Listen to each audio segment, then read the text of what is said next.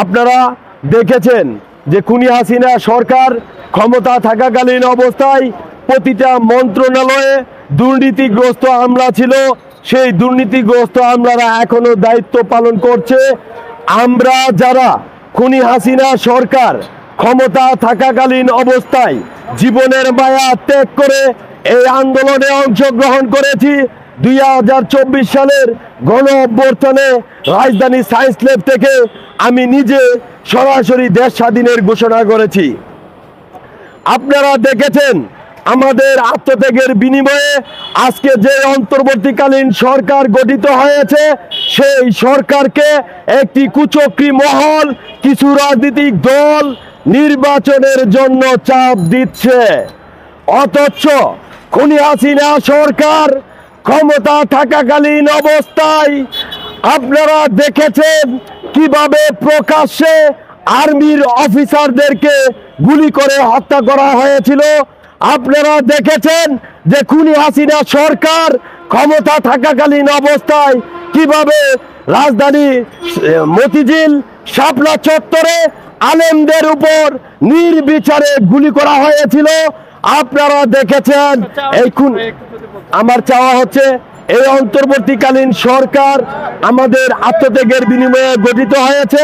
এই অন্তর্বর্তীকালীন সরকার যে খুনি হাসিনা সরকার ক্ষমতা থাকাকালীন অবস্থায় বাংলাদেশের মানুষের গণতান্ত্রিক অধিকার কেড়ে নিয়েছিল, সেই গণতান্ত্রিক অধিকার বাংলাদেশকে জনগণকে ফিরিয়ে দেওয়ার পর অন্তর্বর্তীকালীন সরকার নির্বাচন নিয়ে সংলাপ করবে।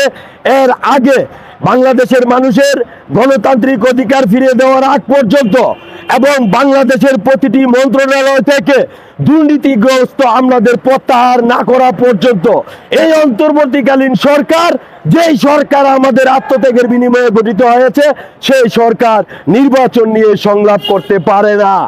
এর আগে যদি এই অন্তর্বর্তীকালীন সরকার নির্বাচন নিয়ে সংলাপ করে, তাহলে আমরা যারা 22,000 আহত নিহত পরিবার রয়েছি, আমাদের সম্পূর্ণ ড্যামারেজ দিয়ে তারপরে অন্তর্বর্তীকালীন সরকার ইলেকশন দিয়ে বা নির্বাচন দিয়ে কাকে ক্ষমতায় আনবেন এটা তাদের ব্যাপার। কিন্তু আমরা যারা জীবনের মায়া ত্যাগ করে খুনি হাসিনা সরকার ক্ষমতা থাকাকালীন অবস্থায় রাজপথে আন্দোলন সংগ্রাম করেছি, আহত হয়েছি, আমাদের অসংখ্য ভাই এখনো বিভিন্ন হসপিটালে কাতরাচ্ছে, তাদের আত্মত্যাগের বিনিময়ে আপনারা উপদেষ্টা হিসেবে গঠিত হয়েছেন। সুতরাং আপনারা বাংলাদেশের প্রতিটা মন্ত্রণালয় থেকে দুর্নীতিগ্রস্ত আমলাদের প্রত্যাহার না করা পর্যন্ত আপনারা নির্বাচন নিয়ে সংলাপ করতে পারেন না। এই অন্তর্বর্তীকালীন সরকারকে বলবো, বাংলাদেশের স্বাস্থ্য খাত সবচেয়ে বেশি অসুস্থ। এই বাংলাদেশের অসুস্থ স্বাস্থ্য খাতকে যত দ্রুত সম্ভব উন্নত চিকিৎসা দিয়ে সুস্থ করে বাংলাদেশের মানুষের চিকিৎসা সেবা নিশ্চিত করতে হবে। এর আগে আপনারা নির্বাচন নিয়ে সংলাপ করতে পারেন না। এই অন্তর্বর্তীকালীন সরকারকে বলবো, বাংলাদেশের শিক্ষা খাত মতো অবস্থা, এই বাংলাদেশের ধ্বজভঙ্গ শিক্ষা ব্যবস্থাকে উন্নত শিক্ষায় রূপ দিয়ে আপনারা নির্বাচন নিয়ে সংলাপ করতে পারেন। এই অন্তর্বর্তীকালীন সরকারকে বলবো, খুনি হাসিনা সরকার ক্ষমতা থাকাকালীন অবস্থায় বাংলাদেশের মানুষের গণতান্ত্রিক অধিকার কেড়ে নেওয়া হয়েছিল। বাংলাদেশের মানুষের গণতান্ত্রিক অধিকার ফিরিয়ে দেওয়ার আগ পর্যন্ত আপনারা নির্বাচন নিয়ে সংলাপ করতে পারেন না।